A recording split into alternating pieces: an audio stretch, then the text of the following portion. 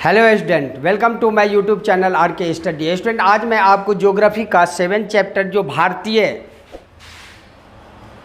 राष्ट्रीय अर्थव्यवस्था की जीवन रेखाएं, इसका इम्पोर्टेंट क्वेश्चन जो है सो बता रहा हूँ। इससे पहले मैं सारा का सारा इंट्रोडक्शन क्लास और इम्पोर्टेंट क्वेश्चन का वीडियो डाल चुका हूँ।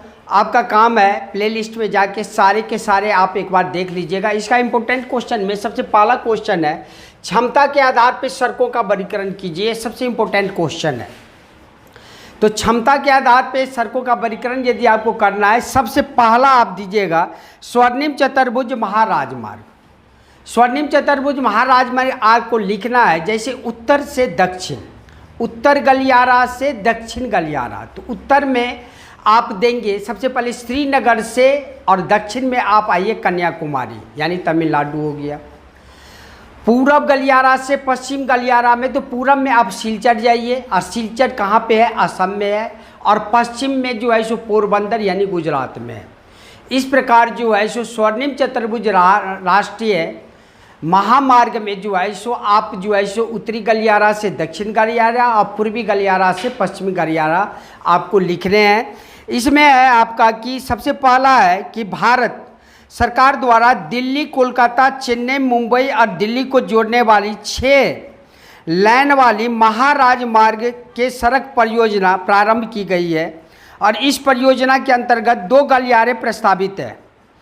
प्रथम है उत्तर दक्षिण गलियारा जो श्रीनगर से कन्याकुमारी को जोड़ता है, और द्वितीय है पूर्व पश्चिम गलियारा जो सिलचर यानी असम से पोरबंदर यानी गुजरात को जोड़ता है। तो एक तो आपको इसमें लिखना है कि स्वर्णिम चतुर्भुज महाराजमार्ग में कि भारत सरकार द्वारा दिल्ली, कोलकाता, चेन्नई, मुंबई को जोड़ने वाली 6 लेन वाली महाराजमार्ग सड़क परियोजना प्रारंभ की गई है। ये जो 4 महानगर है दिल्ली, कोलकाता, मुंबई, मद्रास, इसमें 6 लेन वाली जो राष्ट्रीय राजमार्ग प्रारंभ किया गया, इसी को कहा जाता है स्वर्णिम चतुर्भुज महाराजमार्ग। इसमें जो है सो आपको कह रहा है कि इस परियोजना के अंतर्गत 2 गलियारे प्रस्तावित हैं।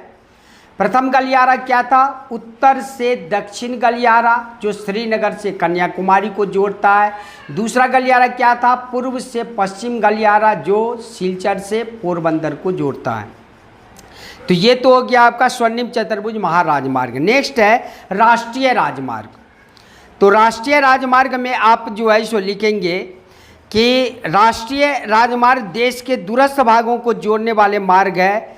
ये प्राथमिक सड़क तंत्र है जिनका निर्माण और रखरखाव केंद्रीय लोक निर्माण विभाग CPWD के द्वारा जो है सो किया जाता है।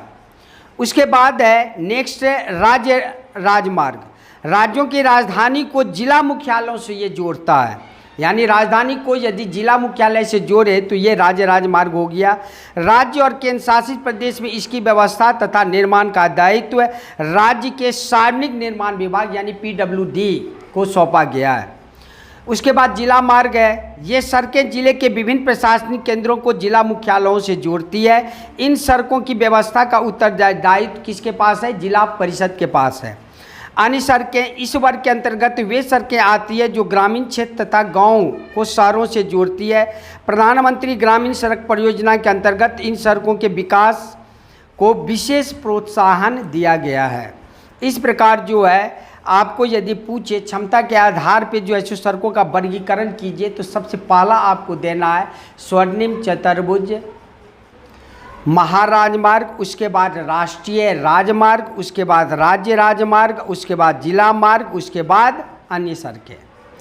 उसके बाद नेक्स्ट क्वेश्चन आपका इसमें है किस प्रकार यातायात, संचार और व्यापार एक दूसरे के पूरक है। पूरक है मतलब है ये सारे के सारे एक दूसरे पे निर्भर है। तो जैसे आप व्यापार यदि कहिएगा तो व्यापार यातायात पे निर्भर है। जब तक हमारे पास कोई गाड़ी घोड़ा नहीं रहेगा तो हम व्यापार कर नहीं सकते, और व्यापार करने के लिए हमें संचार की ज़रूरत होती है। मोबाइल से बात करनी होती है कि हाँ कितना माल चाहिए, जो ऑर्डर आती है वो सारे के सारे मोबाइल के द्वारा आती है। इस प्रकार हम कह सकते हैं कि यातायात, संचार और व्यापार एक दूसरे के पूरक है, मतलब एक दूसरे पे निर्भर है। इसमें दे रहा है कि एक देश के विकास की गति वस्तुओं और सेवाओं के उत्पादन के साथ उनके एक स्थान से दूसरे स्थान तक वाहन की सुविधा पर भी निर्भर करता है। यदि परिवहन की सुविधा नहीं होगी तो कभी भी देश का विकास नहीं हो सकता। इसीलिए सक्षम परिवहन के साधन तीव्र विकास हेतु जरूरी है। सक्षम और तीव्र गति वाले परिवहन से आज संसार एक बड़े गांव में परिवर्तित हो गया है। परिवहन का यह विकास संचार साधनों के विकास की सहायता से ही संभव हो पाया है। इसलिए परिवहन, संचार और व्यापार एक दूसरे के पूरक है। उसके बाद इसका जो नेक्स्ट क्वेश्चन है आपका कि रेल परिवहन के तुलना में सड़क परिवहन क्यों बेहतर माना जाता है। तो सबसे पहले आप इसमें आंसर लिख सकते हैं कि रेल परिवहन के तुलना में सड़क परिवहन इसलिए बेहतर माना जाता है क्योंकि इसकी जो लागत यानी कॉस्ट जो पड़ती है वो रेल परिवहन के तुलना में बहुत ही कम पड़ती है। दूसरा पॉइंट आप देंगे, जहाँ पे ऊबड़ खाबड़ सड़क है, जहाँ पे ढलान वाली सड़क है, वहाँ पे रेलवे लाइन नहीं बिछ सकती, वहाँ पे सड़क ही जो है सो बन सकता है। और वैसे भी सड़क जो परिवहन है वो तीनों परिवहन जो आप रेल परिवहन, वायु परिवहन, जल परिवहन, सारे परिवहन को क्या करता है वो एक कड़ी की तरह काम करता है। जैसे हवाई अड्डा पे आप उतरे तो डायरेक्ट वहाँ से आप अपने घर में जो है सो आप उड़ के नहीं चले जाएंगे, या रेल से उतरे तो स्टेशन से उड़ के नहीं जा सकते, वो आपको सड़क का सहायता लेना ही पड़ेगा। इस प्रकार जो है सो आपको जो सड़क परिवहन है ये जो है सो आपको रेल परिवहन के तुलना में ज़्यादा महत्वपूर्ण माना जाता है। इसकी जो है सो क्या होता है, वैसी जगह पहुंच होती है जहां पे रेल नहीं पहुंच सकता। दुर्गम स्थान हो, जैसे पूर्वोत्तर राज्य में आप चले जाइए, वहां पे रेल परिवहन आपको नहीं मिलेगा। क्यों? दुर्गम स्थान है, पहाड़ी क्षेत्र है, ऊबड़ खाबड़ ज़मीन है, वहाँ पे सड़क परिवहन ही बन सकता है। इस प्रकार जो है सो रेलवे परिवहन की तुलना में सड़क परिवहन क्या है, अच्छा माना जाता है। इसमें दिया है कि रेलवे लाइन की अपेक्षा सड़कों के निर्माण लागत बहुत कम होता है, फर्स्ट पॉइंट। दूसरा, अपेक्षाकृत ऊबड़ खाबड़ विभिन्न भूभागों और सड़कें बनाई जा सकती है। अधिक ढाल प्रवणता एवं पहाड़ी क्षेत्र में भी सड़कें बनाई जा सकती है। इसलिए रेल परिवहन की तुलना में सड़क परिवहन जो है सो क्या है, अच्छा माना जाता है। उसके बाद दिया है आपका कि अपेक्षा कम व्यक्तियों, कम दूरी और कम वस्तुओं के परिवहन में सड़क परिवहन क्या है, मितव्ययी है, मतलब इसकी लागत बहुत कम पड़ती है। यह घर घर सेवाएं उपलब्ध करवाता है तथा सामान चढ़ाने उतारने का लागत भी अपेक्षाकृत कम है।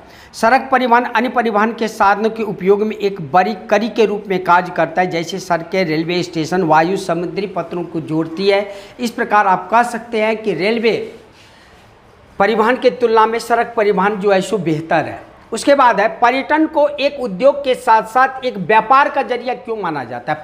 पर्यटन का मतलब एक देश से दूसरे देश जो लोग आते हैं तो उसको एक व्यापार का जरिया जो है सो क्यों माना जाता है। तो इसका जो है सो आप आंसर जो है आप लिख सकते हैं कि ये जो पर्यटन जो है प्रत्येक वर्ष भारत में 26 लाख से अधिक विदेशी पर्यटक आते हैं। 150 लाख से अधिक व्यक्ति पर्यटन उद्योग में प्रत्यक्ष रूप से संलग्न है कि पर्यटक आए तो उनके लिए जो है सो क्या सब सामान ज़रूरत हो सकती है बेचने की, वो सब जो है सो लेके और उनके सामने में उपस्थित रहते हैं। इस प्रकार लगभग जो है सो 150 लोग से अधिक पर्यटन उद्योग में प्रत्यक्ष रूप से संलग्न है। पर्यटन राष्ट्रीय एकता को भी प्रोत्साहित करता है। जब एक देश से दूसरे देश पर्यटक जाते हैं इसका मतलब उन देशों में मित्रता जो है सो क्या है, प्रगाढ़ है, अच्छा है। स्थानीय हस्तकला और सांस्कृतिक उद्यमों को प्रश्रय देता है। पर्यटन उद्योग के कारण क्या होता है, यहाँ की सांस्कृतिक वहाँ पहुँच जाती है दूसरे देश में, वहाँ की हस्तकला दूसरे देश की हस्तकला हमारे देश में पहुँच जाती है। तो ये हस्तकला को भी जो है क्या करता है, स्थानांतरण करती रहती है। अंतर्राष्ट्रीय स्तर पर यह हमारी संस्कृति तथा विरासत को समझ विकसित करने में सहायक है। हम अंतर्राष्ट्रीय स्तर पर हमारे पर्यटक एक देश से दूसरे देश जाते हैं तो वहाँ पे अपने बारे में बोलते हैं तो वहाँ के लोग ये समझते हैं कि हाँ भारतीय संस्कृति ऐसी है। विदेशी पर्यटक भारत में विरासत पर्यटन, परिपर्यटन, रोमांचकारी पर्यटन, सांस्कृतिक पर्यटन, चिकित्सा पर्यटन, व्यापारिक पर्यटन के लिए आते हैं। बहुत सारे विदेशी जो है सो आपको चिकित्सा के लिए भी आते हैं, सांस्कृतिक पर्यटन के लिए भी आते हैं। इस प्रकार जो है सो आप कह सकते हैं कि पर्यटन उद्योग जो है सो आपको क्या हुआ, व्यापार का एक तरह से जरिया बन गया है। उसका इससे टॉपिक का जो लास्ट क्वेश्चन मैं आपको इस वीडियो का है, भारतीय रेलवे की क्या विशेषता है। तो भारतीय रेलवे में आप लिख सकते हैं कि भारत में रेल परिवहन वस्तुओं और यात्रियों के परिवहन का प्रमुख साधन है। भारत में रेल परिवहन जो शुरू हुआ था वो हुआ था आपको 1853 में, और यह जो शुरू हुआ था बस 34 किलोमीटर की दूरी के लिए मुंबई से थाने के लिए ये सबसे पहले स्टार्ट हुआ था। और अब कहा जा रहा है कि भारत में रेल परिवहन वस्तुओं और यात्रियों के परिवहन का प्रमुख साधन है। रेल परिवहन अनेक कार्यों में सहायक है, जैसे व्यापार में, जैसे भ्रमण में, तीर्थ यात्राएं में, लंबी दूरी तक सामान का परिवहन करने में। एक प्रमुख परिवहन के साधन के अतिरिक्त विगत 150 वर्ष से भी अधिक समय से भारतीय रेल एक महत्वपूर्ण समन्वयक के रूप में काम कर रहा है। भारतीय रेल देश की अर्थव्यवस्था, उद्योग तथा कृषि की तीव्र गति के विकास के लिए उत्तरदायी कारक है। इस प्रकार भारतीय रेलवे के बारे में जो है सो आप लिखेंगे। इस वीडियो में मैं आपको 5 क्वेश्चन बताया हूँ, इम्पोर्टेंट क्वेश्चन है।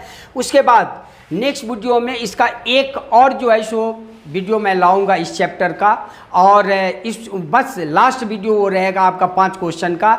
इतना यदि आप कर लेंगे तो इस चैप्टर से आपका क्वेश्चन नहीं छूटेगा। अब हम नेक्स्ट वीडियो में मिलते हैं, तब तक के लिए जय हिंद।